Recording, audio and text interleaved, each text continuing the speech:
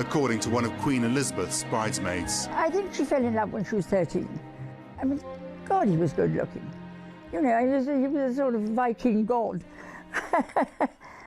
He never looked at anybody else, ever. And I think he really, truly has been a rock. The couple married in Westminster Abbey on November the 20th, 1947. For the rest of his life, Prince Philip was a near constant presence at the Queen's side. He gave a rare insight into life behind palace walls when celebrating their 50th wedding anniversary. I think that the main lesson that we've learned is that tolerance is the one essential ingredient of any happy marriage. It may not be quite so important when things are going well, but it is absolutely vital when things get difficult. And you can take it from me that the Queen has the quality of tolerance and abundance. If this companionship came at a professional cost, it was one Prince Philip was prepared to pay. Just to have been there all the time behind her and ready to have sacrificed his life. He did it too, sacrificed his life, because I think he would have loved to have gone on in the Navy and really made a career of that.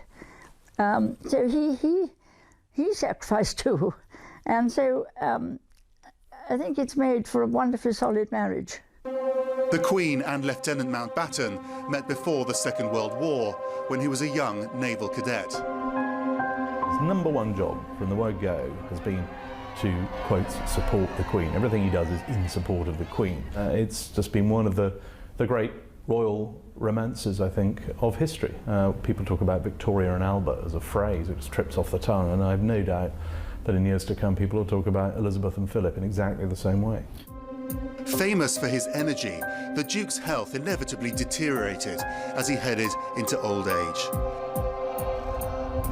The royal family Christmas was disrupted in 2011 when Philip had to be taken to hospital for minor heart surgery.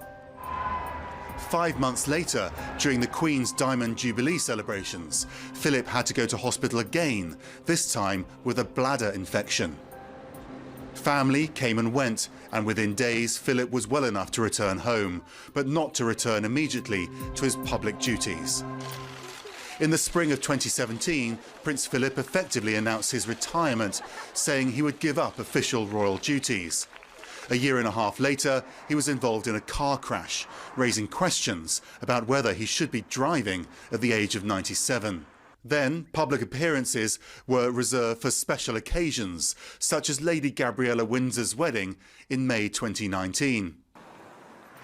Prince Philip had been patron or president of some 800 charities, including the WWF. He was a renowned environmental campaigner. He also had his own royal heritage, being born into the Greek and Danish royal families, but he renounced those titles when he took British citizenship in 1947. So what of his role in the British monarchy?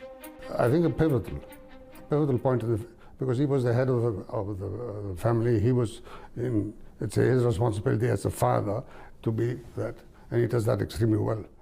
Would it have been difficult for him always in public to be taking a back seat to his wife? I would have thought that anybody who has that responsibility will find it, I would say, taxing, but when you have this whole concept in your blood and you keep your sense of humor and your sense of dignity, then you carry it out beautifully.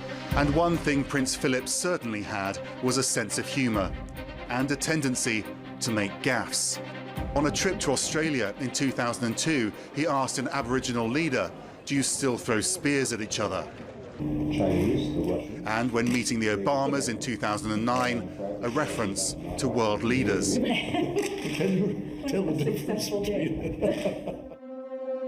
Prince Philip, serviceman, campaigner, great-grandfather, and a beloved husband.